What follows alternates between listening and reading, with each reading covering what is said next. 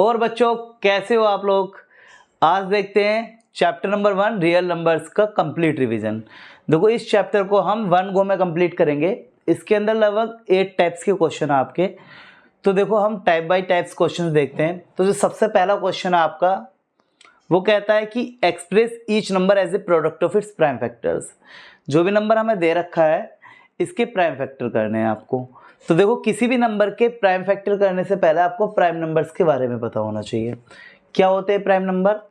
देखो prime number वो number होते हैं जिसके सिर्फ 2 ही फैक्टर होते हैं। कोई एक ऐसा नंबर जिसके सिर्फ 2 ही फैक्टर हों। अब इसका क्या मतलब है 2 ही फैक्टर हों? देखो फैक्टर का मतलब है कि वो नंबर सिर्फ 2 ही नंबर से डिवाइड हो जाए। इसका मतलब क्या है कि अगर देखो मेरे पास एक नंबर है लेट्स से 2, तो ये सिर्फ 2 ही नंबर से डिवाइड होना चाहिए। देखो ये नंबर या तो 1 से डिवाइड हो सकता है या फिर 2 से डिवाइड हो सकता है, ठीक। इसके अलावा किसी तीसरे नंबर से डिवाइड ना हो तब मैं इस नंबर को प्राइम नंबर बोलूंगा। आप देख ही रहे हो कि 2 या तो 1 से डिवाइड हो सकता है या 2 से डिवाइड हो सकता है। अब ऐसे ही मैं बात करता हूँ 3 की, तो 3 भी आपका 1 से डिवाइड हो सकता है और 3 से डिवाइड हो सकता है। तो 3 भी आपका एक प्राइम नंबर है, मतलब इसके 2 ही फैक्टर हुए 1 और 3। अगर मैं बात करूँ 4 की, तो आप देख रहे हो 4 जो है 1 से डिवाइड हो जाएगा, 2 से डिवाइड हो जाएगा और 4 से डिवाइड हो जाएगा। मतलब इसके जो हैं आपके 2 से ज़्यादा फैक्टर हैं, 1, 2 और 3 फैक्टर्स हैं। तो हम कह सकते हैं कि 4 जो है आपका प्राइम नंबर नहीं है। तो आपको बेसिकली बात समझ में आ गई होगी कि प्राइम नंबर वो नंबर होते हैं या तो खुद से डिवाइड हों या 1 से डिवाइड हों। अच्छा 1 को हम प्राइम नंबर कंसीडर नहीं करते हैं, इसलिए जो स्मॉलेस्ट प्राइम नंबर होता है, सबसे छोटा प्राइम नंबर होता है, वो होता है आपका 2, ठीक है। तो मैं इनको लिख लेता हूँ कि कौन कौन से आपके प्राइम नंबर हो सकते हैं। तो देखो आप कह रहे हो 2, 3, 5, 7, 11, 13 एंड सो ऑन। देखो ये सभी वो नंबर हैं जो या तो खुद से डिवाइड हो रहे हैं या 1 से डिवाइड हो रहे हैं, तो इसलिए इनको हम कौन से नंबर बोल रहे हैं? Prime number. भैया आप 5 को देख लो 1 से 5 से डिवाइड होगा, 7 को देख लो 1 7 से, 11 को देख लो 1 11 से डिवाइड होगा, ठीक। तो ये हो गए प्राइम नंबर। अगर हम किसी भी नंबर को इन नंबर से फैक्टर निकाल दें, इन नंबर से डिवाइड करके, तो इसी जो फैक्टर आएंगे उनको हम प्राइम फैक्टर्स बोलते हैं। देखो जैसे कि अगर मुझे 140 के प्राइम फैक्टर निकालने हैं तो आपको 140 को डिवाइड करना होगा। तो जनरली हम जो इसी ऑर्डर में लेके चलते हैं, इससे हमारा क्वेश्चन इजी हो जाता है। पहले हम 2 से डिवाइड करके देखेंगे, फिर 3 से, फिर 5 से, फिर 7 से, फिर 11 से, ठीक। तो अगर मुझे 2 से डिवाइड करना है तो, लेकिन देखो बेसिकली डिविजिबिलिटी के कुछ रूल्स होते हैं, 4 रूल्स वो आपको याद होने चाहिए। एक तो 2 से डिविजिबिलिटी का रूल होता है, 3 से, 5 से और 11 से। इन 4 नंबर से अगर आपको पता है डिविजिबिलिटी का रूल, तो आप आसानी से पता लगा पाओगे कि कौन सा नंबर किस नंबर से डिवाइड हो रहा है। जैसे कि अगर देखो किसी नंबर की लास्ट डिजिट, जो लास्ट डिजिट है, अगर वो 0, 2, 4, 6 या 8 है तो वो नंबर 2 से डिवाइड हो जाता है। इसके अलावा जो भी डिजिट है 1, 3, 5, 7, 9 अगर आती है तो वो नंबर 2 से डिवाइड नहीं होता। मान लो मैं आपके सामने लिख दूं 7, 6, 3, एक नंबर लिख दूं 2, 4, 8, ठीक। तो आप देख रहे हो इसकी लास्ट डिजिट कितनी है? 3, मतलब 0, 2, 4, 6, 8 में नहीं है कुछ भी, तो ये नंबर आपका 2 से डिवाइड नहीं होगा। इसकी लास्ट डिजिट कितनी है? 8, और अगर 8 लास्ट डिजिट है तो ये नंबर 2 से डिवाइड हो जाएगा। सिंपल सी बात है। सेम ही जो रूल है इसी के जैसा लगभग आपका 5 के लिए होता है। 5 के लिए ये होता है कि लास्ट डिजिट जो होनी चाहिए वो आपकी 0 या 5 होनी चाहिए। 0 या 5 में से कोई सी भी है तो वो नंबर 5 से डिवाइड हो जाएगा। मान लो मैं आपसे कह रहा हूँ कि मेरे पास लिखा हुआ 7, 3, 5 या 6, 2, 0, तो आप देख रहे हो जो इनकी लास्ट डिजिट है वो 5 आ रही है, तो आप बिना डिवाइड करे बता सकते हो कि ये नंबर 5 से डिवाइड हो जाएगा। सिमिलरली लास्ट में 0 आ रहा है तो ये नंबर 5 से डिवाइड हो जाएगा। 3 की डिविजिबिलिटी रूल्स कहता है कि आपके पास जो भी नंबर हैं उनकी डिजिट्स का सम 3 से डिवाइड होना चाहिए। क्या? जो डिजिट का सम है, डिजिट का सम जो है वो 3 से डिवाइड होना चाहिए। मतलब क्या है? अगर मान लो मैं एक नंबर ले लेता हूँ, मेरे पास एक नंबर है और मैं ये कह रहा हूँ कि क्या ये नंबर 3 से डिवाइड होगा या नहीं होगा, मुझे पता लगाना है, तो आप कहोगे इनकी डिजिट्स का जो सम है वो 3 से डिवाइड हो जाए। डिजिट का सब मतलब 7 + 2 + 3 + 6, और आप ऐसे ही करके देख सकते हो इसको। 7 + 2 9, 9 + 3 12, 12 + 6 18। इनकी डिजिट्स का जो सम है वो 18 आ गया। क्या 18 3 से डिवाइड होता है? हाँ होता है, तो ये नंबर भी आपका 3 से डिवाइड हो जाएगा। तो आप बेसिकली नंबर्स का सम करो और देख लो डिवाइड करके क्या 3 से डिवाइड हो रहा है। अगर हो रहा है तो नंबर डिवाइड हो जाएगा, अगर नहीं हो रहा है तो नंबर डिवाइड 3 से नहीं होगा। कुछ रूल्स देख लिए, इससे हमें ईजी रहेगा किसी भी नंबर के प्राइम फैक्टर करने के लिए। देखो भाई, सबसे पहले मैं 2 से डिवाइड करके देखता हूँ। अगर मुझे 140 के फैक्टर करने हैं तो आपने देखा लास्ट डिजिट कितनी है? 0। अगर 0 2 4 6 8 में से कुछ भी है तो 2 से डिवाइड तो हो ही जाएगा। तो 2 से डिवाइड कर लेते हैं इसको। 2 से बन जा 14, 0 का 0। अब भी लास्ट में 0 हो तो 2 से डिवाइड हो ही जाएगा। 2 3 जा 6, 1 रह गया, 10 हो गया, 2 5 जा, ठीक है 10। अब देखो लास्ट डिजिट 5 है, तो ये आपका 2 से तो डिवाइड होगा नहीं, क्योंकि इसके लिए तो 0 2 4 6 8 चाहिए था। आपके पास लास्ट डिजिट अगर 5 होती है तो वो नंबर किससे डिवाइड हो जाता है? 5 से हो जाता है। तो 5 से बन जा 35, ठीक है। अब 7 अपने आप में एक प्राइम नंबर है, तो 7 को 7 से 1 टाइम डिवाइड करेंगे, ठीक। क्योंकि देखो 7 तो 7 से ही डिवाइड होगा और इसके अलावा किसी नंबर से होगा नहीं।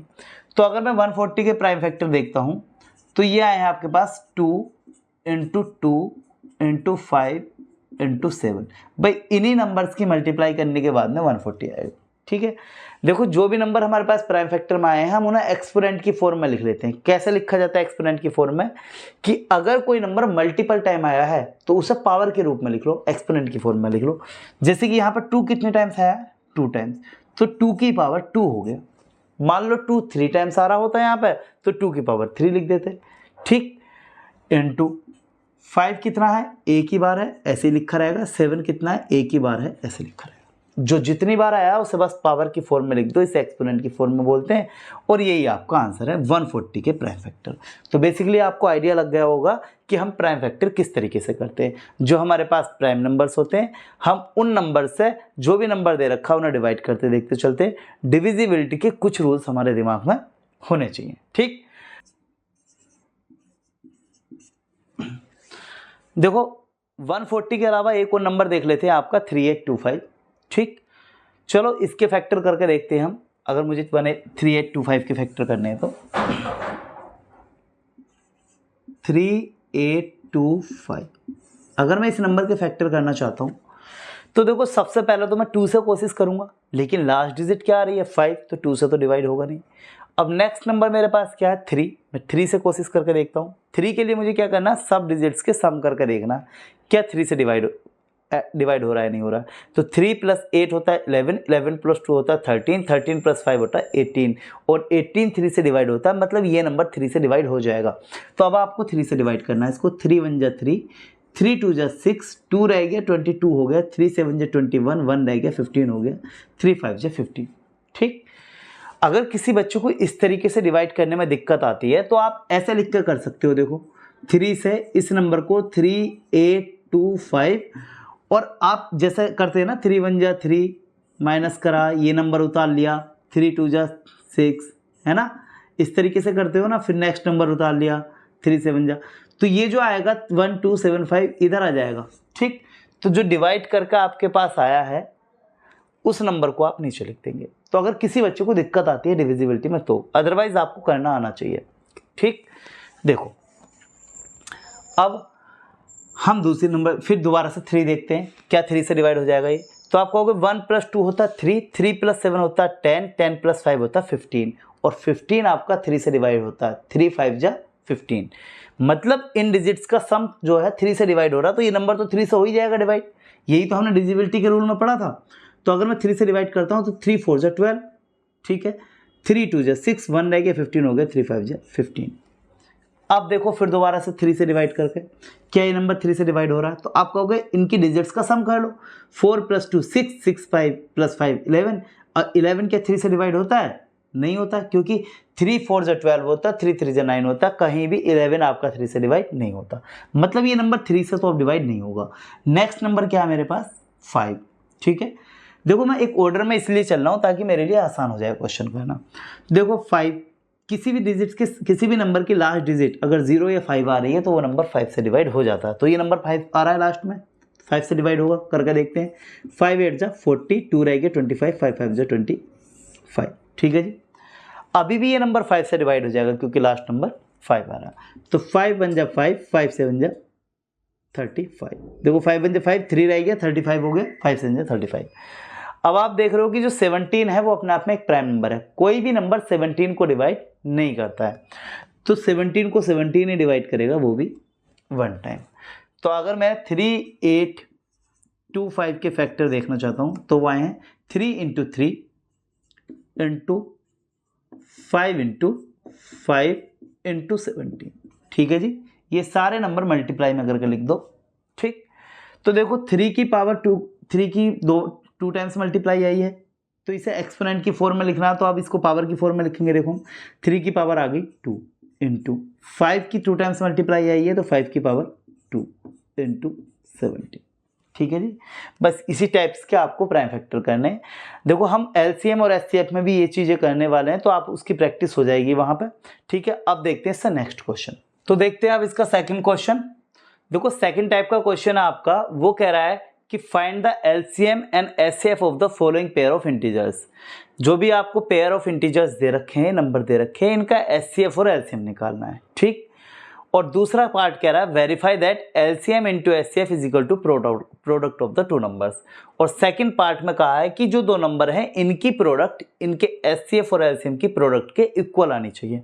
ठीक, तो देखो सेकंड पार्ट को बाद में देखेंगे, पहले पार्ट में ये एलसीएम और एचसीएफ पूछ रहा है। देखो यहाँ पे हम प्राइम फैक्टराइजेशन ही पढ़ रहे हैं, तो हम एचसीएफ और एलसीएम प्राइम फैक्टराइजेशन मेथड के थ्रू ही निकालेंगे। ठीक, आपको क्वेश्चन भी जो पेपर में आएगा, देखो एग्जाम में जो आपको क्वेश्चन आने वाला है उसमें भी आपको बोलेगा कि वो प्राइम फैक्टराइजेशन मेथड के थ्रू ही एलसीएम एचसीएफ निकालो। तो कैसे निकालते हैं, देखो बहुत सिंपल है, आपको ज़्यादा कोई दिमाग नहीं लगाना है। आपको जो भी नंबर्स दे रखे हैं पहले उनके फैक्टर कर लेने हैं और उन्हें एक्सपोनेंट की फॉर्म में लिख लेना। पहला काम तो आपका ये है अगर एचसीएफ एलसीएम निकालने जा रहे हो आप तो देखो मेरे पास दो नंबर हैं 3 3 6, इसके पहले मुझे क्या करना है, प्राइम फैक्टर। और मैंने आपको बताया कि जो प्राइम नंबर्स होते हैं जो कि 2 3 5 7 11 13, ये वाले जो प्राइम नंबर हैं इनसे आप ना डिवाइड करके देख लेंगे, एक बार फैक्टर निकाल के देखेंगे। तो देखो सबसे पहले मैं इसे 2 से डिवाइड करता हूँ, तो 2 से 6 लास्ट में 6 आ रहा है, हो जाएगा डिवाइड।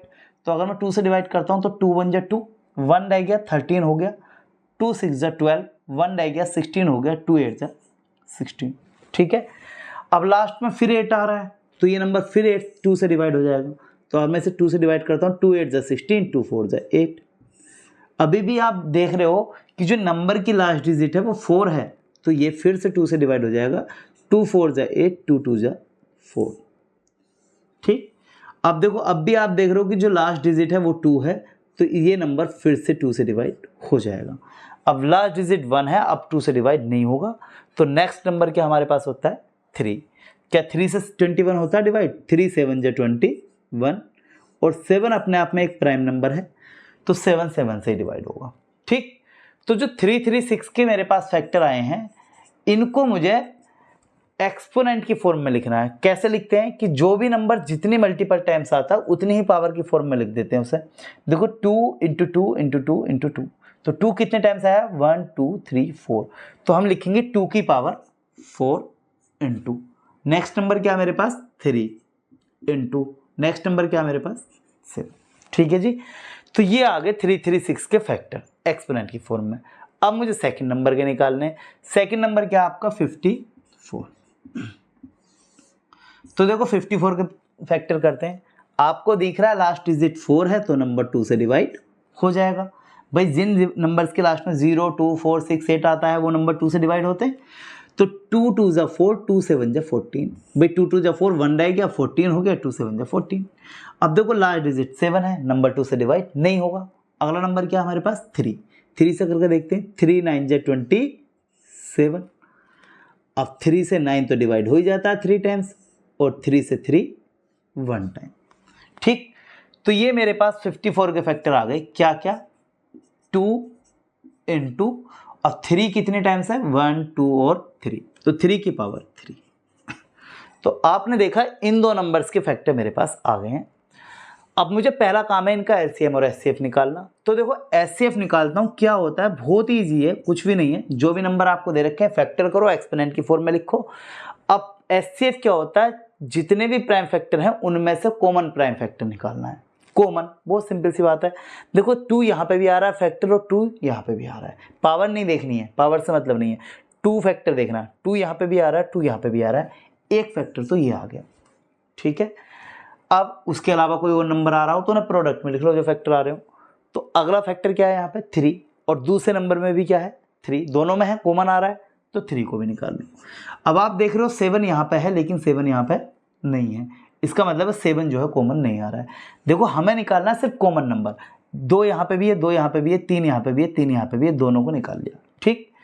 आपके पास जितने भी कॉमन नंबर्स हैं उन्हें निकाल लो, उनकी प्रोडक्ट करनी है, लेकिन कॉमन नंबर्स की मिनिमम पावर, ये ध्यान रखना है आपको। जब भी आप एचसीएफ निकाल रहे हो तो कॉमन प्राइम फैक्टर की मिनिमम पावर, कम से कम पावर।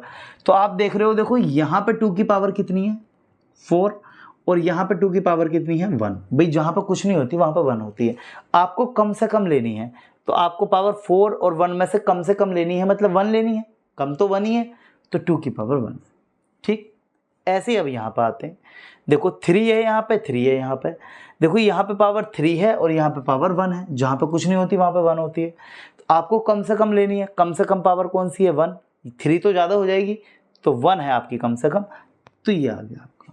अब देखो किसी नंबर की पावर 1 लिखो या मत लिखो सेम ही बात है, क्योंकि 2 की पावर 1 की वैल्यू तो 2 ही रहती है। तो देखो 2 × 3 कितना आ जाएगा आपका 6। भाई 1 पावर की कोई वैल्यू नहीं होती, क्योंकि 2 की पावर 1 का मतलब ही 2 है, ठीक। तो जो एचसीएफ आया है आपका आ गया आपका 6। ऐसे ही इसमें एलसीएम पूछा गया है। देखो आप एचसीएफ अगर समझ पाए तो बस इतनी सी बात है कि जो कॉमन नंबर है उन्हें निकाल लो और उनकी मिनिमम पावर, ठीक। एलसीएम क्या होता है कि जो भी आपके पास नंबर है इन्वॉल्व नंबर फैक्टर, वो सारे के सारे फैक्टर लेने हैं, सारे फैक्टर लेने हैं। मतलब पहला फैक्टर 2, अगला फैक्टर 3, उससे अगला फैक्टर 7, 2 हमने ऑलरेडी ले लिया, दोबारा रिपीट नहीं करना है, 3 हमने ऑलरेडी ले लिया, ठीक है जी। हम ये कह रहे हैं कि जो भी फैक्टर्स इन्वॉल्व हैं सारे के सारे फैक्टर कोई सा ना छूट जाए। मान लो यहाँ पे 5 होता तो 5 भी लिखना पड़ता, ठीक। सारे फैक्टर लेने हैं और उनकी ग्रेटेस्ट पावर, ठीक। जैसे यहाँ पे मिनिमम पावर ले रहे थे, यहाँ पे मैक्सिमम पावर लेनी है, एलसीएम में मैक्सिमम पावर लेनी है। तो देखो 2 की पावर 1 है और यहाँ पे पावर 4 है, तो मुझे कौन सी पावर लेनी है ज़्यादा से ज़्यादा, तो मुझे पावर लेनी है 4। देखो 3 की पावर यहाँ पे 1 है और यहाँ पे 3 है, तो मुझे कौन सी पावर लेनी है ज़्यादा से ज़्यादा, मतलब 3। और 7 की पावर तो 1 है ही, तो वो ऐसे ही रहेंगे। मान लो यहाँ पे 7 की पावर 2 होती तो वो 2 लिख देते हम, हमें ज़्यादा से ज़्यादा पावर लेनी है, ठीक। चलो अब देखो बस इसकी मल्टीप्लाई करके लिख देता है, यही आपका एलसीएम है। तो 2 की पावर 4 का मतलब है 2 की 4 टाइम्स मल्टीप्लाई, 2 × 2 × 2 × 2। और 3 की पावर 3 का मतलब है 3 की 3 टाइम्स मल्टीप्लाई, 3 × 3 × 3 और 7 × ठीक है जी। मल्टीप्लाई करके लिख दो, यही आपका एलसीएम है। करेंगे देखो मल्टीप्लाई, तो आप कह रहे हो इनकी मल्टीप्लाई करते हैं। देखो 2 2 जा 4, 4 2 जा 8, 8 2 जा 16, ठीक है। 3 3 जा 9, 9 3 जा 27 × 7, ठीक है। ठीक है। तो देखो अब इनकी मल्टीप्लाई कर लेते हैं। 16 7 112 का 2, हासिल लगे 11, 16 दूनी 32 और 11 हो गया आपका 43 × 7। तो 7 दूनी 14 का 4, हासिल लगा 1, 7 21 और 1 22 का 2, हासिल लगे 2, 7 चौक 28 और 2 30, तो 3024। एलसीएम आ गया आपका 3024। इसका फर्स्ट पार्ट था। अब इसका सेकंड पार्ट क्या कह रहा है, कह रहा है verify that LCM into HCF is equal to product of the two number. कह रहा है इस कंडीशन को वेरीफाई करके दिखाओ। क्या है ये condition?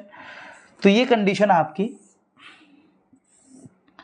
LCM into HCF is equal to product of the two numbers. अब ये product of the two numbers का क्या मतलब है कि ये जो दो नंबर हैं जिनकी एचसीएफ और एलसीएम की आप बात कर रहे हो, इनकी प्रोडक्ट इनके एलसीएम और एचसीएफ के बराबर आने चाहिए। कौन से दो नंबर? 336 और 54। तो 336 और 54 इन दो नंबर्स की प्रोडक्ट जो है इनके एचसीएफ और एलसीएम के इक्वल दिखानी है, वेरीफाई करके दिखानी है। तो देखो इनका एलसीएम कितना आया 3024 और एचसीएफ आया 6। इन दो नंबर्स की प्रोडक्ट करके लिखेंगे यहाँ पर। तो देखो 336 और 54 की अगर मैं प्रोडक्ट करता हूँ तो 4 छंग 24 का 4, यहाँ से लगे 2, 4 ते 12 और 2 14 का 4, यहाँ से लगा 1, 4 ते 12 और 1 13। ठीक, 5 छंग 30 का 0, यहाँ से लगे 3, 5 ते 15 3 18 का 8, यहाँ से लगा 1, 5 ते 15 और 1 16। 4 का 4, 4 0 4, 8 3 11 का 1, यहाँ से लगा 1, 6 और 1 7 और 1 8 और 1 का 1। तो ये आया आपका 18 144। इसकी मल्टीप्लाई कर लेते हैं। 6 चौक 24 का 4, यहाँ से लगे 2, 6 दूनी 12 और 2 14 का 4, यहाँ से लगा 1 और 6 तिया 18। तो ये भी आया आपका 18 144। ठीक, बस उसने यही बोला था कि इसकी लेफ्ट साइड और राइट साइड दोनों इक्वल करके दिखाओ, मतलब कंडीशन को वेरीफाई करके दिखाओ। तो हम कह सकते हैं कि LHS is equal to RHS। तो आपके पास जो कंडीशन थी वो हमने वेरीफाई कर दी। तो देखो थर्ड टाइप का क्वेश्चन, सेम ही क्वेश्चन है सेकंड के जैसा। इसमें भी इसने बोला है कि HCF और LCM फाइंड आउट करना है और बोल रखा है applying the prime factorisation method, prime factorisation के थ्रू ही करना। हमने लास्ट क्वेश्चन भी प्राइम फैक्टराइजेशन के थ्रू ही किया था। 3 नंबर दे रखे हैं इस बार, पिछली बार 2 नंबर दे रखे थे और बोला है कि इसका प्राइम फैक्टराइजेशन करना है, प्राइम फैक्टराइजेशन के थ्रू HCF LCM निकालना है। ठीक, तो देखो सबसे पहले तो वही मेथड रहेगा कि आपके पास जो भी नंबर दे रखे हैं हमें करने उनके प्राइम फैक्टर करके फिर उसके बाद HCF LCM निकालना है।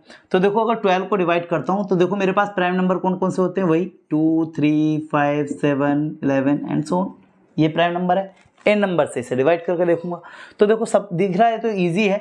12 जो है 2 से डिवाइड हो जाएगा 6 टाइम और 2 जो है 6 को डिवाइड कर देगा 3 टाइम और 3 जो है 3 को 1 टाइम। क्लियर है।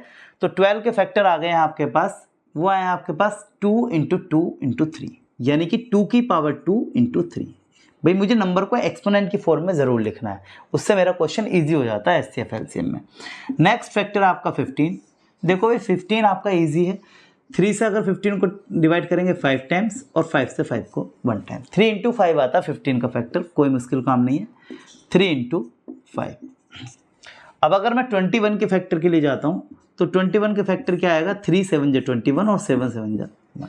ठीक है, ये बहुत इजी से नंबर है, इनके फैक्टर्स तो आप इजीली करीब लोगे। तो 3 × 7। ठीक, अब मेरे पास जो नंबर्स आपके आए हैं बस उसका कह रहा है HCF और LCM निकालना। देखो HCF हमने आपको क्या बताया था, बहुत इजी है। HCF जो भी नंबर दे रखे हैं उनके अंदर से कॉमन नंबर और उनकी मिनिमम पावर, सिर्फ इतनी सी काम करना है। कॉमन नंबर क्या है, देखो 2 यहाँ पे है, बाकी 2 नंबर्स में 2 नहीं आ रहा। देखो यहाँ पे 3 है, यहाँ पे भी 3 है और यहाँ पे भी 3 है, मतलब 3 इसका एक कॉमन नंबर है। ठीक है जी। 5 यहाँ पे है, बाकी 2 जगह नहीं है। 7 यहाँ पे है, बाकी 2 जगह नहीं है। ठीक, तो इसका मतलब इसका कॉमन नंबर कौन सा है, 3। और उसकी भी हमें क्या लेनी होती है, मिनिमम पावर। देखो यहाँ पे 3 की पावर 1 है, यहाँ पे 1 है, यहाँ पे 1 है, सेम पावर है। ठीक है, तो 3 की पावर क्या रहेगी, 1, यानी कि HCF आ गया आपका 1। ठीक, अब देखते हैं हम LCM। LCM क्या कहता है कि सारे इन्वॉल्व्ड प्राइम फैक्टर्स और उनकी मैक्सिमम पावर, सारे प्राइम फैक्टर और उनकी मैक्सिमम पावर। पहला नंबर क्या है, 2। अगला प्राइम नंबर क्या है, 3 हम ऑलरेडी ले चुके हैं। अगला क्या है, 5, 3 हम ऑलरेडी ले चुके हैं। और नेक्स्ट प्राइम नंबर क्या है, 7। कह रहा सारे प्राइम नंबर्स ले लो। देखो 2 3 5 और 7 यही प्राइम नंबर है। और वो कह रहा है उनकी मैक्सिमम पावर। देखो यहाँ पर 2 की पावर कितनी है, 2, और तो कहीं 2 है ही नहीं, तो मैक्सिमम पावर 2 हो गई। 3 सेम ही पावर है, 5 सेम ही पावर है, 7 सेम ही पावर है, अकेला ही है। ठीक है, तो बस जो मेरे पास मैक्सिमम पावर थी 2 की वो मैंने ले ली। अब इनको मल्टीप्लाई कर दो। 2 की पावर 2 का मतलब है 2 की 2 टाइम्स मल्टीप्लाई। 2 2 जा 4, 4 3 जा 12, 12 5 जा 60, 60 7 जा 420। ठीक है, मल्टीप्लाई करना इतना मुश्किल काम नहीं है, इसका हो जाएगी। तो LCM आ गया आपका 420। एक सेकंड पार्ट है, बिल्कुल सिमिलर सही है। 3 नंबर्स आपको दे रखे हैं, इस बार बोला HCF LCM बताना है इसका। तो देखो मुझे करना क्या है कि मुझे इसके फैक्टर निकालने होंगे।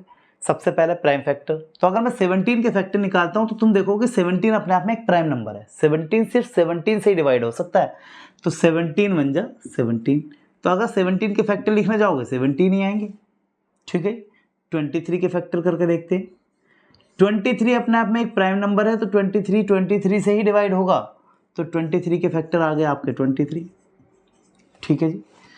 अब मैं 29 को डिवाइड करने जाता हूँ तो 29 से डिवाइड हो जाएगा 1 टाइम, क्योंकि 29 भी एक प्राइम फैक्टर है तो उसके भी कोई फैक्टर नहीं आएगा। सेम ही नंबर रहेगा। तो इनके जो फैक्टर हैं वो सेम ही नंबर रहे, ये जो खुद है, क्योंकि ये प्राइम नंबर है। चलो एचसीएफ निकालते हैं। एचसीएफ कहता है कॉमन नंबर्स और उनके मिनिमम पावर। 17 यहाँ पे है, बाकी दो जगह नहीं है। 23 यहाँ पे है, बाकी दो नंबर में नहीं है। 29 इस नंबर में है, लेकिन बाकी दो नंबर में नहीं है। मतलब इनके फैक्टर्स में से कुछ भी कॉमन नहीं आ रहा। देखो जहाँ पे कुछ भी कॉमन नहीं आता वहाँ पे 1 कॉमन आता है, तो इनका एचसीएफ 1 हो गया। अब आप कहोगे कि 1 कैसे आता है?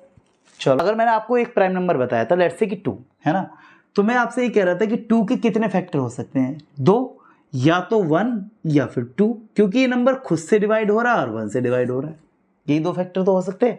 तो कोई भी नंबर 1 से तो डिवाइड होता ही होता है। तो मैं इतनी सी बात, ये बात जानता हूं कि 1 जो है वो हर एक नंबर का फैक्टर होता है, कोई भी नंबर हो।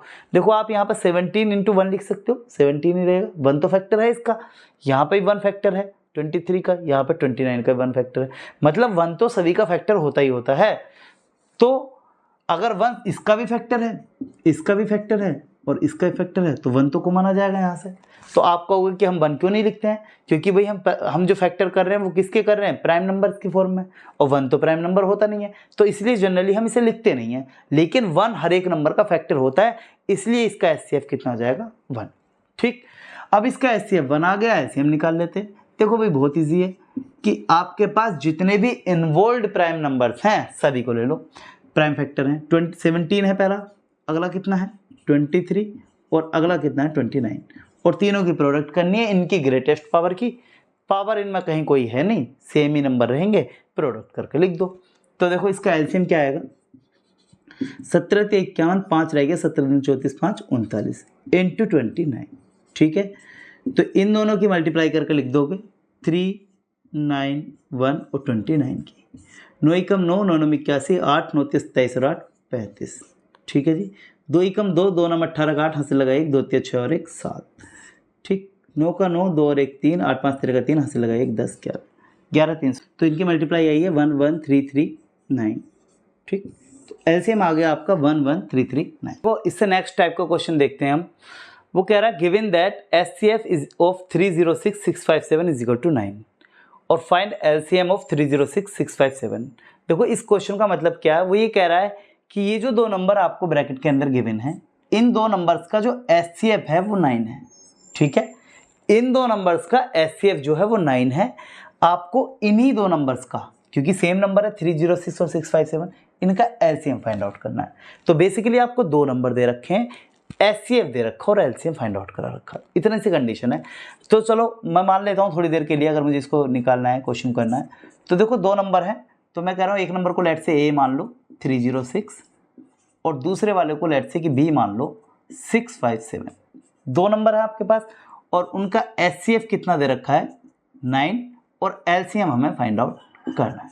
ये आपके पास क्वेश्चन है। ठीक, दो नंबर हैं, उनका एचसीएफ 9 दे रखा है, एलसीएम फाइंड आउट करना है।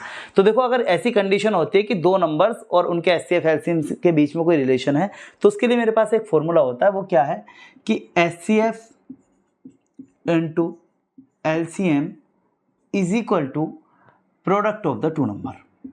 ठीक, देखो हमने क्वेश्चन नंबर जो सेकंड पार्ट करा था, सेकंड क्वेश्चन करा था टाइप का, उसमें भी हमने ये बात देखी थी कि दो नंबर्स के एचसीएफ और एलसीएम की प्रोडक्ट उन दो नंबर की प्रोडक्ट के इक्वल आती है। वेरीफाई की थी वो कंडीशन। तो इसको हम एक फॉर्मूले के फॉर्म में यूज कर लेंगे कि दो नंबर की प्रोडक्ट उनके एचसीएफ और एलसीएम की प्रोडक्ट के इक्वल होती है। चलो आओ, जो हमारे पास कंडीशन है उन्हें रखते हैं और एलसीएम निकालते हैं। तो एचसीएफ कितना दे रखा है यहाँ पे 9 इंटू एलसीएम मुझे फाइंड आउट करना है। जो पहली नंबर दे रखा है वो दे रखा है 306 और जो सेकंड नंबर दे रखा है वो दे रखा है 657। ठीक है, एलसीएम फाइंड आउट करना है।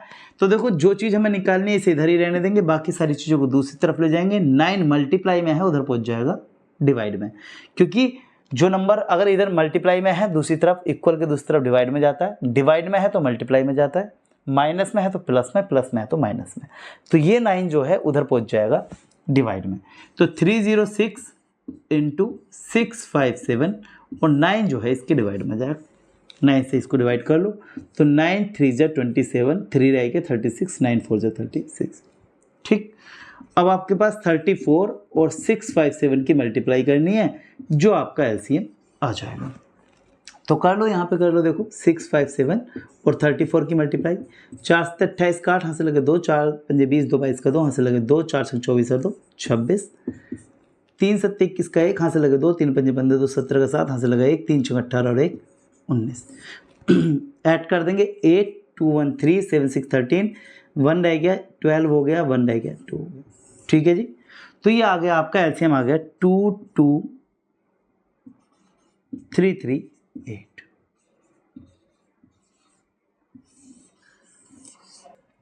देखो नेक्स्ट टाइप का क्वेश्चन देखते हैं। वो कह रहा है चेक वेदर 62 की power n can and with the digit 0 for any natural number n। मतलब वो कह रहा है कि एक नंबर है 62 की पावर n, जहाँ पे n क्या है, नेचुरल नंबर। नेचुरल नंबर होते हैं वो जो 1 2 3 1 से स्टार्ट होने वाली काउंटिंग होती है, उन्हें नेचुरल नंबर बोलते हैं। तो वो ये कह रहा है कि आप इसमें n की जगह नेचुरल नंबर रखो। क्या कभी ऐसा हो सकता है कि इस नंबर की जो वैल्यू है उसकी जो एंड डिजिट है वो 0 आ जाए, लास्ट डिजिट 0 आ जाए। ठीक, तो एक तरीका तो ये है कि आप n की इसके अंदर वैल्यू रखते रहो और देखते रहो। जैसे 6 की पावर 1 तो 6 हो गया, 6 की पावर 2 36 हो गया, और देखो कि लास्ट डिजिट कभी 0 बनना है कि नहीं बनना है। ठीक, ये मेथड जो है एक तो एक तरीका तो ये है कि आप एंडलेसली नंबर रखते चले जाओ और देखो कि क्या कभी 0 बनना है या नहीं बनना है। लेकिन एक स्मार्ट तरीका है इसका कि आपको ये पता लगाना होगा कि किसी नंबर के लास्ट डिजिट 0 कब होती है। तो देखो अगर मैं आपसे ही कहूँ कि लेट्स से कि एक नंबर है 16, क्या इसकी लास्ट डिजिट 0 है? तो आप कहोगे नहीं। लेकिन अगर मैं देखो इसकी लास्ट डिजिट क्या है 6, लेकिन अगर मैं इसमें 10 से मल्टीप्लाई कर दूं, अब जो आपके पास रिजल्ट है 16 इंटू 10 कितना आ गया 160। तो क्या लास्ट डिजिट आपकी 0 बन रही है? आप कहोगे हाँ बन रही है। तो इसका मतलब मुझे पता चला कि किसी भी नंबर में अगर 10 से मल्टीप्लाई कर देते हैं तो उस नंबर की लास्ट डिजिट 0 हो जाती है।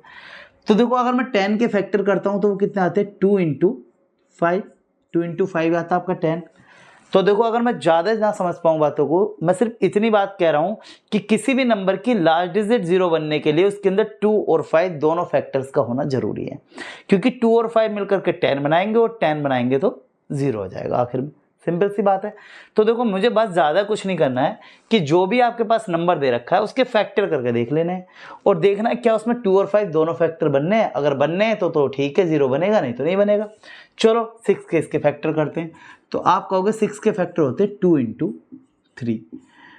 अब फैक्टर के बाद में मुझे देखना है कि 2 और 5 दोनों फैक्टर आ रहे हैं। तो यहाँ पे देखो 2 तो आ रहा है लेकिन 5 फैक्टर नहीं आ रहा है। अगर दोनों फैक्टर होते तभी 10 बनता है, अदरवाइज 10 नहीं बनेगा, मतलब 0 नहीं बनेगा। तो बस अब इसे हम लैंग्वेज की फॉर्म में लिख देंगे। हम लिखेंगे कि जो नंबर हमारे पास है उसमें जो फैक्टर 5 नहीं आ रहा है। ठीक है, दोनों होने चाहिए थे, 5 नहीं आ रहा है, इसलिए नंबर जो कभी भी 0 पे एंड नहीं करेगा। तो हम लिख सकते हैं नंबर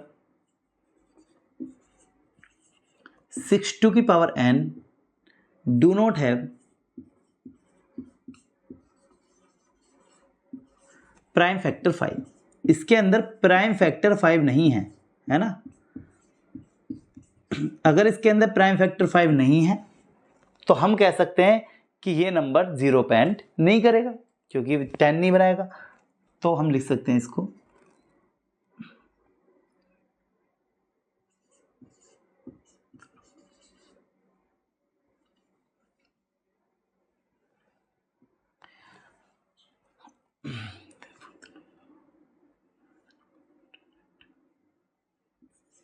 hence the number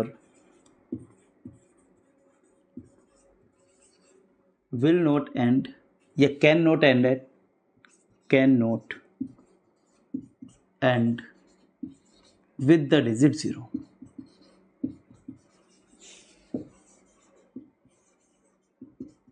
भाई देखो इसने यही पूछा था हमसे, यही हमने इसको जवाब दे दिया है। वो कह रहा है कि क्या ये नंबर की लास्ट डिजिट 0 आ सकती है, तो हमने कहा कि ये नंबर जो है it can not and with the digit 0। ठीक, क्योंकि इसके अंदर प्राइम फैक्टर 5 नहीं है। तो बहुत इजी सा क्वेश्चन है, आपको जो भी नंबर है उसके फैक्टर करके देखने और देखना 2 और 5 दोनों आ रहे हैं कि नहीं आ रहे हैं। आ रहे हैं तो 0 बनाएगा, अदरवाइज नहीं बनाएगा। ठीक है, देखते हैं नेक्स्ट क्वेश्चन। तो देखो नेक्स्ट क्वेश्चन देखते हैं। नेक्स्ट क्वेश्चन कह रहा है explain why this number is a composite number. उसने बोला है कि ये नंबर कंपोजिट नंबर है, बस आपको एक्सप्लेन करना है कि क्यों है। ठीक, पहले तो हम कंपोजिट नंबर समझ लेते हैं क्या होते हैं। देखो कंपोजिट नंबर वो नंबर होते हैं जिनके 2 से ज़्यादा फैक्टर होते हैं, more than 2 factor. More than 2 factors. देखो 2 फैक्टर वाले नंबर को आप क्या बोल रहे थे, प्राइम नंबर। जिनके 2 से ज़्यादा होते हैं वो कंपोजिट नंबर। जैसे कि हमने एक नंबर लिया था 4 की अगर मैं फैक्टर करूं तो आप कहोगे 1 से डिवाइड हो जाएगा, 2 से डिवाइड हो जाएगा और 4 से डिवाइड हो जाएगा। तो यहाँ पर 2 से ज़्यादा फैक्टर हैं, ठीक, तो इसलिए कंपोजिट नंबर है। अब ऐसे अगर मान लो मैं एक नंबर ले लेता हूँ, लेट्स से 12, तो आप देखोगे 1 से डिवाइड हो जाएगा, 2 से डिवाइड हो जाएगा, 3 से डिवाइड हो जाएगा, 6 से डिवाइड हो जाएगा, 12 से डिवाइड हो जाएगा। कितने सारे फैक्टर हो गए, 2 से ज़्यादा हो गए। तो जिस भी नंबर के 2 से ज़्यादा फैक्टर होते हैं वो कंपोजिट नंबर है। तो बस आपको इस क्वेश्चन में यही करके दिखाना है कि ये दिखाना है कि इसके 2 से ज़्यादा फैक्टर है। बस मुझे मेरा काम इतना है। अगर मैं ये दिखा पाया कि 2 से ज़्यादा फैक्टर है, मतलब मैंने एक्सप्लेन कर दिया कि ये कंपोजिट नंबर है, ठीक। तो देखो अगर इसके 2 से ज़्यादा फैक्टर दिखाने हैं तो क्या तरीका है कि आप इस नंबर को सोल्व करो और उसके फैक्टर कर लो। भाई इस नंबर को सोल्व करो और फैक्टर कर लो कि इसके फैक्टर कितने आने चाहिए, 2 से ज़्यादा। चलो तो देखो एक तो आसान तरीका मेरे पास ये आ रहा है कि देखो इसके अंदर जो है 13 दोनों जगह से आ रहा है, यहाँ पे भी आ रहा है, यहाँ पे भी आ रहा है। तो 13 कॉमन आ जाएगा, तो 13 तो एक फैक्टर ही है भाई, जो नंबर कॉमन आ गया तो उसका फैक्टर ही है।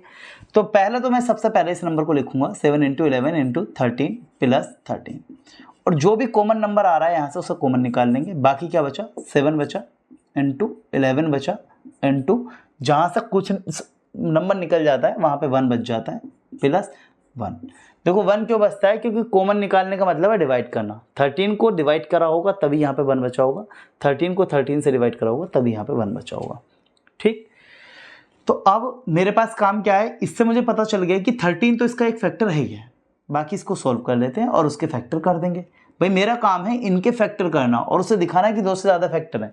तो 13 आ गया, मल्टीप्लाई कर लो, तो 7 × 11 77, 77 + 1 हो गया 78, ठीक। भाई 7 × 11 77, 77 × 77 77 + 1 78। तो 78 की फैक्टर करेंगे अब मैं। देखो अगर इसके फैक्टर करते हैं तो पहले 2 से डिवाइड करेंगे, 2 × 3 = 6, 2 × 9 = 18। अब ये नंबर 3 से डिवाइड हो जाएगा, 3 × 1 = 3, 3 × 3 = 9, और 13 से डिवाइड होता है। तो अगर मैं इस नंबर के फैक्टर देखता हूँ, 13 तो ऑलरेडी है ही है, 78 के फैक्टर हैं 2 × 3 × 13, ठीक है। और आपको ये बात पता होगा कि 1 तो हर एक नंबर का फैक्टर होता ही होता है, ठीक। ये नंबर खुद भी अपने आप का एक फैक्टर होगा, सही है। तो इसके कितने फैक्टर हैं, बहुत सारे फैक्टर हैं, यानी कि हम कह सकते हैं कि 2 से ज़्यादा फैक्टर हैं। तो अगर किसी नंबर के 2 से ज़्यादा फैक्टर आते हैं तो वो अपने आप में एक प्राइम नंबर तो अगर किसी नंबर के 2 से ज़्यादा फैक्टर आते हैं तो वो एक कंपोजिट नंबर होता है, ठीक है। मोर देन 2 फैक्टर्स वाला नंबर कंपोजिट नंबर होता है। तो बस आपको लिख के दिखा देना है यहाँ पे नंबर, जो भी नंबर आपको दे रखा है। क्या नंबर दे रखा था आपको, 7 × 11 × 13 + 13 हैज़ मोर देन 2 फैक्टर्स। देखो 2 से ज़्यादा फैक्टर है, has more than 2 factors.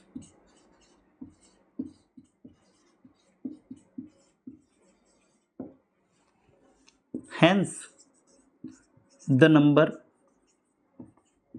is a composite number.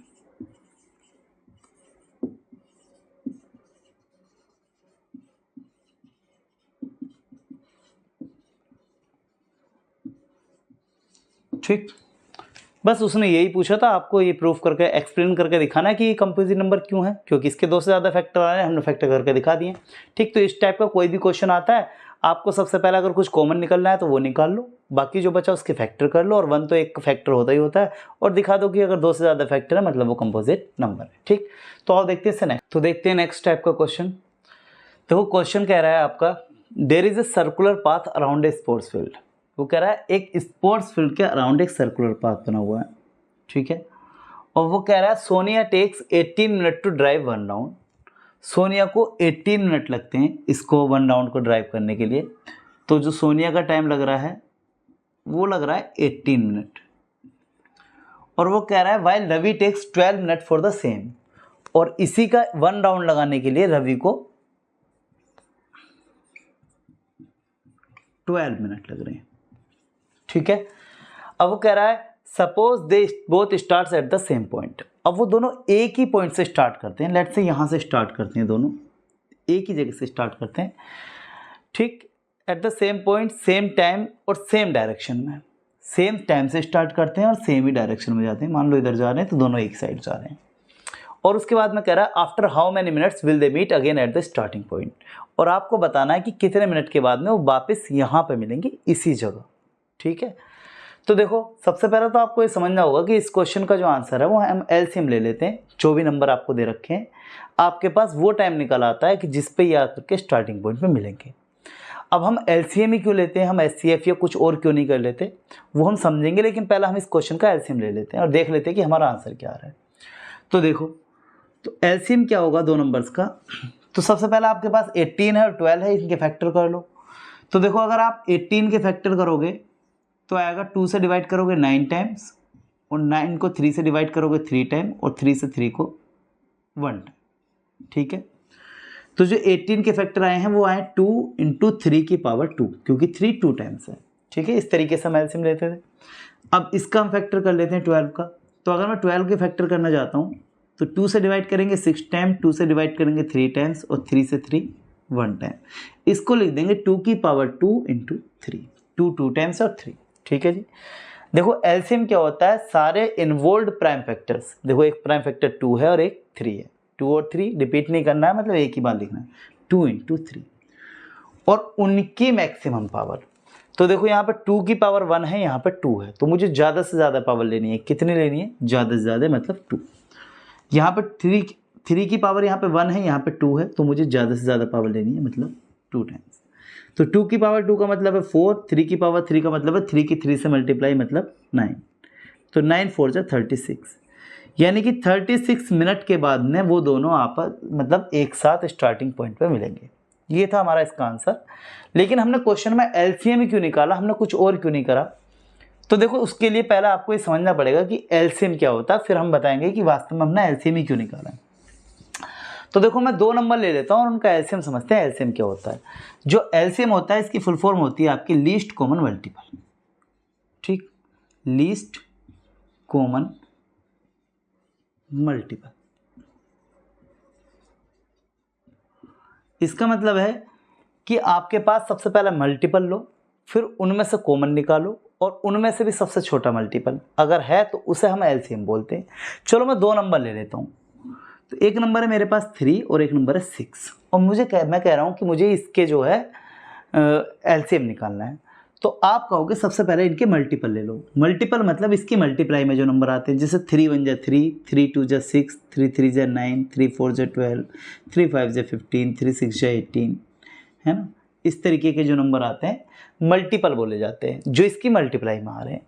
Similarly 6 के मल्टीपल 6 की मल्टीप्लाई में आएंगे। 6 1 जा 6, 6 2 जा 12, 6 3 जा 18, 6 4 जा 24, एंड सो ऑन। ये इसके मल्टीपल हैं।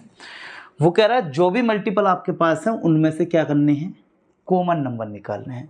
तो आप कॉमन नंबर देखो 3 इधर है, 3 इधर नहीं है, 6 इधर है, 6 इधर भी है, 9 इधर है पर इधर नहीं है, 12 इधर है, इधर भी, 15 है इधर लेकिन इस वाले नंबर में नहीं है, 18 है इधर, 18 इधर भी। बात समझ में आ रही है। जो भी मल्टीपल थे उनमें से कॉमन नंबर, और फिर उनके जो कॉमन नंबर आए हैं उनमें से भी लीस्ट यानी कि सबसे छोटा कॉमन नंबर। देखो कॉमन नंबर कौन कौन से आए हैं, 6 12 और 18। सबसे छोटा कौन सा वाला है, 6, जो सबसे पहला वाला है वही तो सबसे छोटा है। ठीक है, 12 और 18 तो 6 से बड़े हैं। तो यानी कि इनका जो सबसे छोटा नंबर कॉमन मल्टीपल आया है वो आया है 6। तो मैं कह सकता हूँ 3 और 6 का जो एलसीएम आएगा वो आएगा आपका 6। बात समझ में आ रही है। मैं इतनी सी बात आपको समझा पाया कि किसी भी नंबर के मल्टीपल में से कॉमन नंबर्स और उनमें से भी छोटा नंबर उसका एलसीएम बोला जाता है। ठीक, चलो अब आते हैं हम अपने क्वेश्चन पे। देखो मेरा क्वेश्चन था, वो कह रहा है कि रवि और सोनिया, भाई सोनिया जो है 18 मिनट लगाती है एक राउंड कंप्लीट करने में, और रवि जो है वो 12 मिनट लगाता है। वो ये कह रहा है कि कब वो इसी जगह दोबारा मिलेंगे। तो इसका मतलब ये है कि वो पूरे फील्ड में कहीं भी किस समय कब हैं कोई फ़र्क नहीं पड़ता, हमें वो टाइम देखना है जब वो यहाँ पे होंगे। तो अगर मैं सोनिया की बात करता हूँ तो सोनिया जो है आपकी 18 मिनट के बाद में यहाँ पे होगी। 18 मिनट में एक राउंड कंप्लीट कर लिया। सिर्फ सोनिया की बात करते हैं, अगला राउंड भी फिर वो अगले 18 मिनट में कर देगी, मतलब 36 मिनट के बाद में राउंड कंप्लीट। फिर 18 × 54, 54 मिनट के बाद में फिर वो स्टार्टिंग पॉइंट पे होगी। 18 × 72, 72 मिनट के बाद में फिर वो स्टार्टिंग पॉइंट पे होगी। बात समझ रहे हो? हर 18 मिनट के बाद में वो स्टार्टिंग पॉइंट पे होगी। मुझे स्टार्टिंग पॉइंट पे फोकस करना है। अब मुझे रवि के लिए स्टार्टिंग पॉइंट देखना है कि रवि कब होगा। तो भाई रवि देखो 12 मिनट पे होगा, पहला 12 मिनट के बाद में चक्कर होगा, जब चला उसके बाद में तो 12 मिनट पे ही होगा।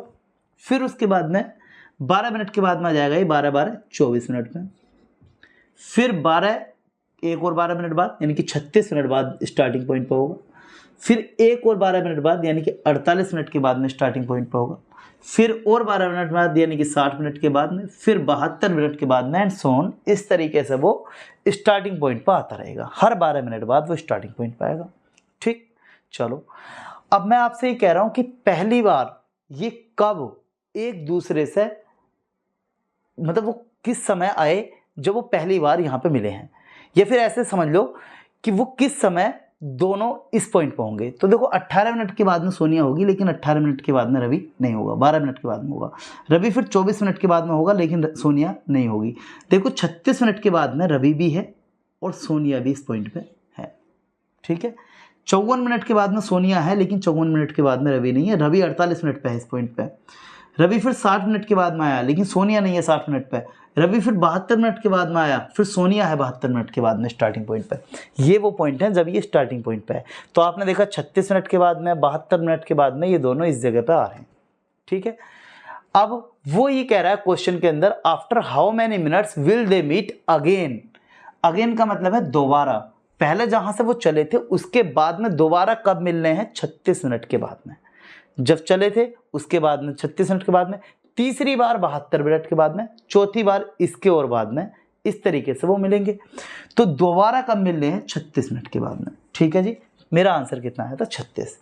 अब अगर आप देखो तो क्या ये एलसीएम नहीं है भाई? 18 के मल्टीपल हैं या नहीं है? 18 दूनी 36, 18 3 54, 18 4 72 मल्टीपल हैं। ऐसे ये भी मल्टीपल हैं 12 के, और 36 और 72 इनमें से कॉमन नंबर है। ठीक, और उनमें से सबसे छोटा नंबर लिया हमने, और यही तो एलसीएम था कि सारे मल्टीपल उनमें से कॉमन और उनका भी सबसे छोटा नंबर, यही तो एलसीएम होता है। तो जब आपको ये वाला क्वेश्चन आएगा तो आपको सीधा सा करना क्या है कि इनका एलसीएम निकालना है। ठीक, तो ये था आपका क्वेश्चन नंबर 7। अब आओ देखते हैं अपना अगला क्वेश्चन है, प्रूव दैट √5 इज इरेशनल।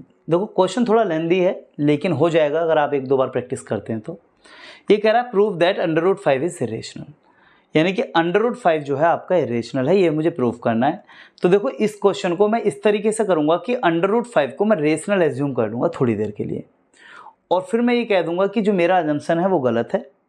इसका मतलब है कि √5 इरेशनल नंबर है। तो देखो इसे स्टार्ट कहाँ से करते हैं क्वेश्चन को। सबसे पहले तो आपको √5 को एक रेशनल नंबर मानना है। तो एज्यूम कर लो, let us assume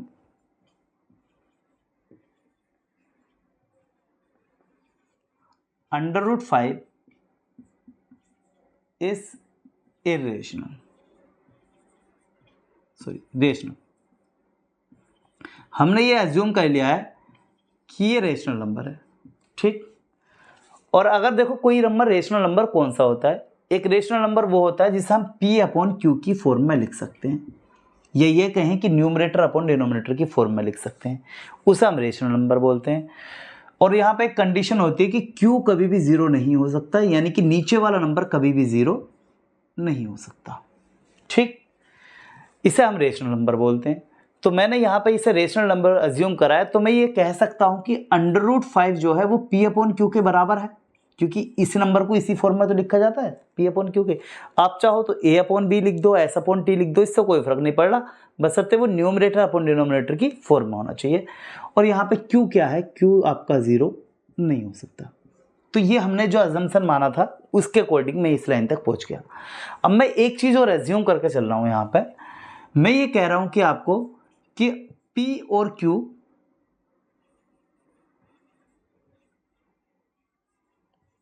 are co-prime. भाई मैंने एक चीज तो ये एज्यूम की है कि √5 एक रेशनल नंबर है। मैं दूसरा चीज ये एज्यूम करके चल रहा हूं कि जहां पे P और Q क्या है? को-प्राइम नंबर है। अभी को-प्राइम नंबर क्या होते हैं? देखो को-प्राइम नंबर वो नंबर होते हैं जिनका HCF 1 होता है। HCF1 का क्या मतलब है कि किसी भी नंबर में से, जिन भी नंबर्स में से कुछ भी कॉमन नहीं आता वहां से 1 आता है, यानी कि जिनमें से कोई कॉमन फैक्टर नहीं आ रहा होता। तो इसका मतलब यह है कि P और Q में से कोई कॉमन फैक्टर नहीं आ रहा है, यही तो कह रहा है कोप्राइम का मतलब। और कॉमन फैक्टर का मतलब क्या होता है कि कोई नंबर जो इन्हें डिवाइड कर रहा होता है उसे कॉमन फैक्टर बोलते हैं। भाई देखो, अगर मान लो मैं यहाँ पे लिखता हूँ 6 और 10 और मैं आपसे कहूँ इनमें से कॉमन क्या आएगा, तो आपको 2 आएगा, यहाँ पर रह जाएगा 3 और यहाँ पर रह जाएगा 5, ऐसे तो कॉमन लेते हैं। तो बेसिकली आपने क्या किया होगा कि 2 से 6 को डिवाइड किया होगा 3 टाइम्स और 2 से 10 को डिवाइड किया होगा 5 टाइम। तो जब हम फैक्टर लेते हैं तो बेसिकली हम डिवाइड कर रहे होते हैं। तो ये कह रहा है कि ये कोप्राइम नंबर है, इसका मतलब है इनका HCF1 है, मतलब है इनमें से कुछ भी कॉमन फैक्टर नहीं आ रहा, या मैं दूसरे शब्दों में कहूँ कि कोई भी नंबर, एक सिंगल नंबर इन दो नंबर्स को कंप्लीटली डिवाइड नहीं कर रहा है। मतलब कॉमन फैक्टर का मतलब ये है कि ना तो वो एक ही नंबर इसको और इसको दोनों को डिवाइड नहीं कर पा रहा है। ठीक, तो देखो मैं सारी चीज़ों का निचोड़ आपको एक बात बताता हूँ यहाँ पे कि कोप्राइम नंबर अगर मैंने P और Q को लिया है तो मैं ये बात मान के चल रहा हूँ कि कोई भी नंबर P और Q को डिवाइड नहीं कर सकता। अब मैं पूरे क्वेश्चन में यही बात प्रूफ करूँगा कि हाँ, एक नंबर ऐसा है जो P और Q को डिवाइड कर रहा है। अगर मैं आपको ये बात बता पाया कि P और Q को डिवाइड कर रहा है, इसका मतलब है कि मेरा जो एजम्पशन है वो गलत है और सही एजम्पशन क्या है कि √5 एक इरेशनल नंबर है। ठीक है जी, तो मुझे पूरे क्वेश्चन के अंदर यही प्रूफ करना है कि एक नंबर P और Q दोनों को डिवाइड कर रहा है। ठीक, चलो तो देखो अब इसको थोड़ा सा रीअरेंज करके हल्का सा मैथमेटिकल कैलकुलेशंस करनी है। क्या कि जो Q आपके पास डिवाइड में है इधर मल्टीप्लाई में पहुंच जाएगा, तो √5 into Q is equal to P। ठीक है, सबसे पहला आपको Q जो डिवाइड में था दूसरी तरफ मल्टीप्लाई में ले गए, डिवाइड वाली चीज दूसरी तरफ मल्टीप्लाई में चली जाती है, दोनों तरफ स्क्वायर कर लेंगे इस नंबर का। देखो स्क्वायरिंग बोथ साइड्स कर लो, स्क्वायरिंग बोथ साइड।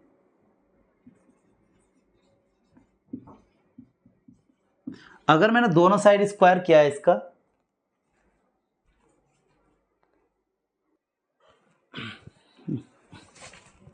तो दोनों साइड स्क्वायर कर देते हैं। देखो कैसे होगा, √5 इंटू Q, इसका स्क्वायर अलग कर दो और P का स्क्वायर अलग कर दो। ठीक है, तो देखो अगर दो नंबर्स अलग अलग हैं उनका स्क्वायर कंप्लीट स्क्वायर करना है तो नंबर पर अलग अलग स्क्वायर लग जाता है, जैसे कि √5 का स्क्वायर अलग हो गया और Q का स्क्वायर अलग हो गया। ये हमारे पास रूल होता है कि अगर नंबर अलग, मतलब दो अलग अलग हैं उन पर अलग अलग आप स्क्वायर लगा सकते हो। देखो √5 के स्क्वायर का मतलब है √5 की 2 टाइम्स मल्टीप्लाई, जो कि आता है 5। ठीक, या आप ऐसे समझ सकते हैं स्क्वायर और अंडर जो होते हैं एक दूसरे के दुश्मन होते हैं, ये कैंसिल आउट हो जाता है तो 5 बच जाता है। या आप डायरेक्ट समझ सकते हैं कि अंडर के अंदर अगर सेम नंबर है, मान लो √a इंटू √a है तो इसका आंसर a आएगा, √3 इंटू √3 3, √7 इंटू √7 7। बात समझ में आ रही है? चलो तो देखो यहाँ पर आएगा आपका 5 into Q square is equal to P square. बस आपको एक चीज़ और करनी है, इस 5 को उठा करके P स्क्वायर के अपॉन में लेके जाना है। तो Q square is equal to P square upon 5 और इसे इक्वेशन नंबर 1 मान लेना। देखो हमने जो मैथमेटिकल इक्वेशन किए हैं ये, इनको एक बार देख लेते हैं दोबारा। इस Q को हम इधर मल्टीप्लाई में लेके गए हैं और फिर दोनों साइड स्क्वायर कर दिया। स्क्वायर करने के बाद में आया 5Q square is equal to P square और 5 को इसके बटे में ले गया। ठीक, अब आप अगर यहाँ पे देखते हो तो 5 जो है P स्क्वायर को डिवाइड कर रहा है 5 P स्क्वायर को डिवाइड कर रहा है, तभी तो Q स्क्वायर आ रहा होगा। इसका मतलब यही तो है कि 5 P स्क्वायर को डिवाइड कर रहा है। तो मैं इसे लैंग्वेज की फॉर्म में लिख देता हूँ, 5 विल डिवाइड P स्क्वायर। ठीक है भाई, यहां से मैंने ये बोल दिया कि 5 P स्क्वायर को डिवाइड कर रहा है। ठीक, अब देखो मेरे पास एक छोटी सी थ्योरम होती है, वो थ्योरम क्या है उसे समझेंगे, इसके बाद आगे बढ़ेंगे। थ्योरम कहती है आपकी, एक छोटी सी थ्योरम है, थ्योरम कह रही है आपकी कि अगर कोई प्राइम नंबर है और वो प्राइम नंबर किसी नंबर के स्क्वायर को डिवाइड कर रहा है तो वो उस नंबर को तो डिवाइड करेगा ही करेगा। क्या मतलब है इस बात का? देखो मैं कह रहा हूं लेट्स से एक प्राइम नंबर है, मान लो 3 और कोई नंबर है 9। ठीक है, अगर 9 का स्क्वायर को 3 डिवाइड कर रहा है तो 9 को तो करेगा ही करेगा, बस ये थ्योरम है। ठीक, तो 9 का स्क्वायर कितना होता है 81। 81 को अगर 3 डिवाइड कर रहा है, मान लो 27 टाइम्स कर रहा है, तो 3 9 को तो डिवाइड करेगा ही करेगा, ये थ्योरम है। ठीक, कोई भी प्राइम नंबर किसी नंबर के स्क्वायर को डिवाइड कर रहा है तो उस नंबर को तो करता ही करता है। ये इसमें थ्योरम बोली गई है, इसका हम यूज़ करेंगे यहाँ पे। तो देखो मैंने भी आपसे कहा है कि 5 जो है p स्क्वायर को डिवाइड करेगा। 5 तो एक प्राइम नंबर है और किसी नंबर के स्क्वायर को डिवाइड कर रहा है, मतलब p को तो डिवाइड करेगा ही करेगा। अब थ्योरम के अकॉर्डिंग मैं ये कह सकता हूँ कि 5 विल ऑल्सो डिवाइड p। जब p स्क्वायर को कर रहा है तो p को भी करेगा, तो 5 विल ऑल्सो डिवाइड p। तो ये p को तो करेगा ही करेगा, ठीक। अगर 5 p को डिवाइड करता है तो क्या मैं इसको ऐसा लिख सकता हूं 5 = 5m। अब ये क्या लिख दिया मैंने, क्या मतलब है इसका? देखो भाई इसे ऐसे समझो आप। चलो पहले इसको एक छोटे से एग्जांपल से समझ लेते हैं। मैं कह रहा हूं कि लेट्स से कि मुझे 2 से 10 को डिवाइड करना है, तो मैं आपसे पूछूं कि किस 2 से 10 को डिवाइड करें कितना आएगा, तो आपको 2 5 जा 10 कंप्लीटली डिवाइड हो गया, ठीक। तो अगर मैं इसे लिखना चाहूँ तो आप कहोगे कि dividend equal to divisor into quotient, यानी कि 5, ये दोनों इक्वल आते हैं। मतलब 2 की 5 से मल्टीप्लाई करते हैं तभी तो 10 आ रहा होगा। 2 × 5 बराबर 10, ठीक। तो 2 × 5 बराबर 10 आ रहा है आपके पास। अब मैं इस वाली कंडीशन को जो मेरे पास दे रखी है इस वाली कंडीशन से डिवाइड करके देखता हूँ। तो देखो ये कह रहा है 5 विल ऑल्सो डिवाइड p। इसका मतलब क्या है कि 5 जो है p को डिवाइड कर रहा है। अब p कोई नंबर हो तो मैं कह दूं कि 5 जो है p को डिवाइड कर रहा होगा। मान लो 25 है तो 5 टाइम्स, 30 है तो 6 टाइम। p तो कोई नंबर नहीं है, तो मैं जैसे p कोई नंबर मुझे पता नहीं है तो मैं ऐसे ही कोई एज्यूम कर लेता हूँ, लेट्स से m टाइम जा रहा होगा। आप कुछ भी मान सकते हो, a मान लो, b मान लो, n मान लो, कुछ भी मान लो। मैं कह रहा हूँ 5 की m टाइम मल्टीप्लाई जो है वो p बना रही है, ठीक है जी। तो अब मैं इसे लिखना चाहूँ तो किस तरीके से लिख सकता हूँ, तो आप कहोगे ये जो बीच वाला नंबर है ये इन दोनों नंबर की प्रोडक्ट के इक्वल आएगा, जैसे यहाँ पे 2 और 5 की प्रोडक्ट के इक्वल आया था। तो देखो p = 5 × m, इसका मतलब ये होगा कि p जो है वो 5 की m टाइम मल्टीप्लाई के इक्वल है, या 5 जो है वो p को m टाइम्स डिवाइड कर रहा है, ठीक है। चलो तो मैं इसको यहाँ पे p = 5m लिख सकता हूँ इस कंडीशन के अकॉर्डिंग। अब देखो इसे मैं इक्वेशन नंबर 2 मान लेता हूँ। अब मेरे पास इक्वेशन नंबर 1 है, इक्वेशन नंबर 2 है। तो अब मैं क्या करूँगा कि 2 से p की वैल्यू उठा करके 1 के अंदर रख दूंगा, ठीक है। तो मैं लिखूंगा यहाँ पे put value of p in equation 1। Equation number 1 के अंदर वैल्यू ऑफ p पुट करना है हमें। तो देखो q स्क्वायर = p² 5, ठीक। p² 5, तो p की जगह मुझे कितना रखना है 5m स्क्वायर करना है। देखो जरा ठीक से, q² बराबर p की जगह 5m रखना है, स्क्वायर लग रहा है लगा देंगे अपॉन 5, ठीक है। कर देते हैं थोड़ा सा सोल्व इसको। कैसे भाई, देखो 5 और m दोनों के ऊपर स्क्वायर लग रहा है तो 5 के स्क्वायर अलग लग जाएगा और m के स्क्वायर अलग लग जाएगा बटे में 5। तो q² 5 का स्क्वायर होता है 5 की 5 से मल्टीप्लाई 25, m का स्क्वायर होता है m² 5। 5 से 25 कट गया 5 टाइम, ठीक है। तो q² आ गया आपका 5 × m²। क्लियर? 5 जो है मल्टीप्लाई में है, इधर ले आओ डिवाइड में, जैसा हमने पहले किया था। देखो इस कंडीशन में भी हमने यही किया था कि 5 मल्टीप्लाई में था, इधर ले आए थे। ऐसे ही अब क्या है कि 5 मल्टीप्लाई में इधर ले आए। जैसा हम कह रहे थे कि 5 p² को डिवाइड कर रहा है, ऐसे ही हम कह सकते हैं कि 5 q² को डिवाइड करेगा। 5 q² को डिवाइड करेगा m² टाइम, ठीक है। तो 5 विल डिवाइड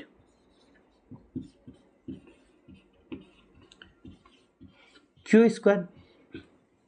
अब थ्योरम के अकॉर्डिंग आप जानते हो कि अगर कोई प्राइम नंबर किसी नंबर के स्क्वायर को डिवाइड करता है तो उसको तो करता ही करता है नंबर को। तो 5 विल ऑल्सो डिवाइड q, ठीक। जैसे 5 p² को कर रहा था फिर p को कर रहा है, ऐसे q² को कर रहा है अब q को कर रहा है। अब देखो अब हम क्वेश्चन में, यहाँ पे हमारा क्वेश्चन खत्म होता है, बस लास्ट में 2 लाइनें लिखनी है। देखो अब मैं यहाँ पे फोकस करता हूँ एक इस लाइन पे और एक इस वाली लाइन पे। तो आप देखोगे यहाँ लाइन बोल रही है 5 विल ऑल्सो डिवाइड p, यानी कि 5 p को डिवाइड कर रहा है, और यहाँ पे कह रहा है 5 जो है किसको डिवाइड कर रहा है q को। मतलब 5 p को भी डिवाइड कर रहा है, 5 q को भी डिवाइड कर रहा है। अब जब हम क्वेश्चन लेकर चले थे तो हमने ये लाइन बोली थी कि p और q क्या है, को प्राइम, मतलब कोई भी नंबर p और q को डिवाइड नहीं कर रहा। अब आप खुद बोल रहे हो कि 5 डिवाइड कर रहा है। जब आप लेके चले थे क्वेश्चन तो कह रहे थे कि ये कोप्राइम है, कोई डिवाइड नहीं करेगा इनको। अब आप खुद बोल रहे हो कि 5 डिवाइड कर रहा है। इसका मतलब है तुम्हारी बातों में कॉन्ट्राडिक्शन आ रहा है, और वो कॉन्ट्राडिक्शन किस वजह से आ रहा है? क्योंकि हमारा अजम्पशन जो है वो गलत है। तो सही अजम्पशन क्या होना चाहिए कि √5 एक इरेशनल नंबर है। तो आप इसे लैंग्वेज की फॉर्म में लिख लेते हैं। हम लिखेंगे क्लियरली P and Q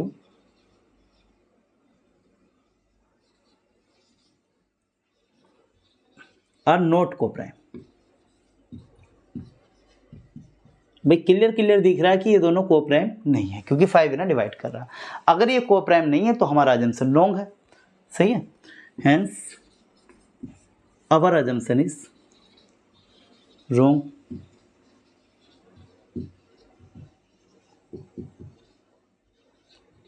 देखो भाई, हमारा अजम्पशन रॉन्ग हो गया क्योंकि ये कोप्राइम नहीं है, और अगर हमारा अजम्पशन रॉन्ग है तो इसका मतलब है कि सही चीज क्या है कि √5 जो है इरेशनल नंबर है।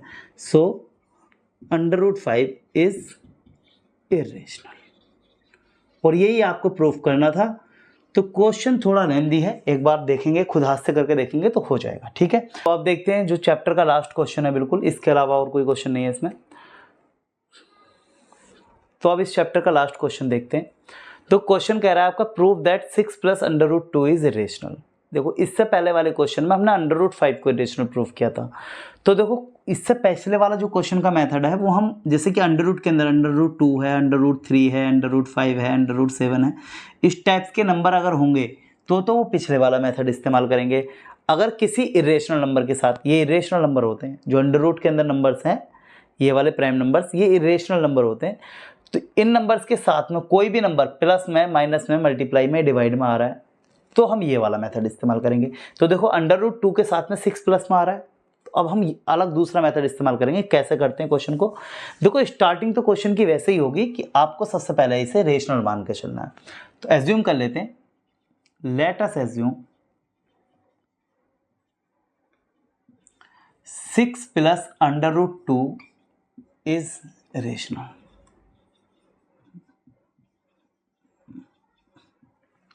ठीक, अभी हमने ये बात जानी कि अगर कोई नंबर रेशनल है तो उसे हम P/Q की फॉर्म में तो लिख ही सकते हैं, जहां पे Q क्या नहीं होता, 0। इससे पिछले वाले लास्ट क्वेश्चन में हमने यही बात जानी थी कि जो रेशनल नंबर होते हैं ना P/Q की फॉर्म में लिख लेते हैं। ठीक, चलो अब देखो इस क्वेश्चन में बस आपको कुछ नहीं करना है, सिंपल सा एक काम है कि जो अंडर के अंदर जो इरेशनल नंबर है ये, इसको एक साइड रहने देना, बाकी सारी चीजें दूसरी तरफ ले जाओ। तो देखो √2 = P/Q, और ये 6 जो है ये प्लस का है, उधर जाएगा माइनस में। बस इतना सा काम आपको करना है। ठीक है जी, चलो बस आपका क्वेश्चन हो गया, एक लाइन आपको लिखनी है। अब आपको देखो ये चीज यहाँ पे नोटिस करनी है कि P/Q क्या है, एक रेशनल नंबर। जो नंबर P/Q की फॉर्म में होते हैं रेशनल नंबर होते हैं। और देखो 6 है, इसके नीचे लेट से कि मैंने अगर 6 के नीचे 1 लगा दिया तो रेशनल नंबर है, क्योंकि किसी भी नंबर के नीचे 1 तो लिख ही सकते हैं। तो ये भी रेशनल नंबर है, ये भी रेशनल नंबर है। अब मेरे पास एक रूल होता है कि अगर कोई एक रेशनल नंबर दूसरे रेशनल नंबर के साथ में माइनस में हो, या फिर प्लस में हो, या फिर मल्टीप्लाई में हो, या फिर डिवाइड में हो, दो रेशनल नंबर आपस में माइनस, प्लस, मल्टीप्लाई या डिवाइड में होते हैं, तो जो आपका कंप्लीट रिजल्ट होता है ये हमेशा रेशनल ही होता है। क्या होता है? रेशनल। ऐसे ही ये अगर दो नंबर प्लस में है तब भी आपका कंप्लीट रिजल्ट क्या माना जाएगा? रेशनल। ऐसे ये वाला कंप्लीट रिजल्ट क्या माना जाएगा? रेशनल। सिमिलरली ये वाला भी रेशनल। आपको बात समझ में आ गई होगी। ये रेशनल नंबर है, ये भी रेशनल नंबर है, और दोनों आपस में माइनस कर रहे हैं, तो कंप्लीट रिजल्ट क्या माना जाएगा? इसको पूरे नंबर को क्या मानूंगा मैं? रेशनल। ठीक है जी। अगर ये रेशनल है तो इसके सामने वाला भी क्या होना चाहिए? रेशनल। अब अगर दो नंबर आमने सामने रेशनल हैं, मतलब ये नंबर सामने रेशनल है, इसके सामने भी रेशनल होना चाहिए। लेकिन हम ये बात तो जानते हैं कि √2 कैसा नंबर है? इरेशनल। अंडर के अंदर कोई भी नॉन परफेक्ट स्क्वायर नंबर, जैसे कि √2, 3, 4, √5, √7, इस टाइप के नंबर जो होते हैं वो इरेशनल नंबर होते हैं। √4 जो होगा वो एक रेशनल नंबर होगा। तो ये कैसा नंबर है? इरेशनल। तुम कह रहे हो क्वेश्चन के अकॉर्डिंग ये रेशनल है, सामने वाला भी रेशनल है, लेकिन ये तो फैक्ट है कि √2 एक रेशनल इरेशनल नंबर है। तो इसका मतलब है कि हमने जो अजम्पशन माना है वो गलत माना है। ठीक, तो अब हम इसे लैंग्वेज की फॉर्म में लिख के दिखा देते हैं यहाँ पे। कैसे? देखो भाई, मैं ये कहूंगा कि since P upon Q minus 6 is rational, ये बात तो हमें पता है कि रेशनल है, तो इसके सामने वाला भी रेशनल होना चाहिए। सो √2 विल बी रेशनल। भाई इस लाइन में तो आपको कोई दिक्कत नहीं होनी चाहिए कि अगर ये चीज रेशनल है तो इसके सामने वाला भी रेशनल होगा, लेकिन ये तो फैक्ट है और हम जानते हैं कि √2 क्या है, इरेशनल। वी नो दैट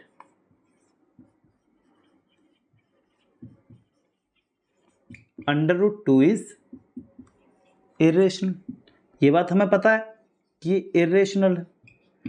तो ये जो कॉन्ट्रडिक्शन आया है वो किस वजह से आया, गलत अजम्पशन के कारण, तो जो हमारा अजम्पशन है वो गलत है, ठीक, hence our assumption is wrong,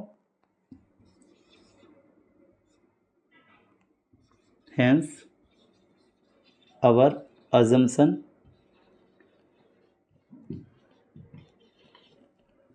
is wrong, हमारा जो अजम्पशन है वो गलत है। तो सही अजम्पशन क्या होगा कि 6 प्लस √2 इज इरेशनल। ठीक है, तो ये था आपका चैप्टर नंबर 1 का कंप्लीट रिवीजन। तो आई होप कि आपको समझ में आया होगा। तो आज की वीडियो में इतना ही, मिलते हैं अगली वीडियो में, तब तक के लिए बाय।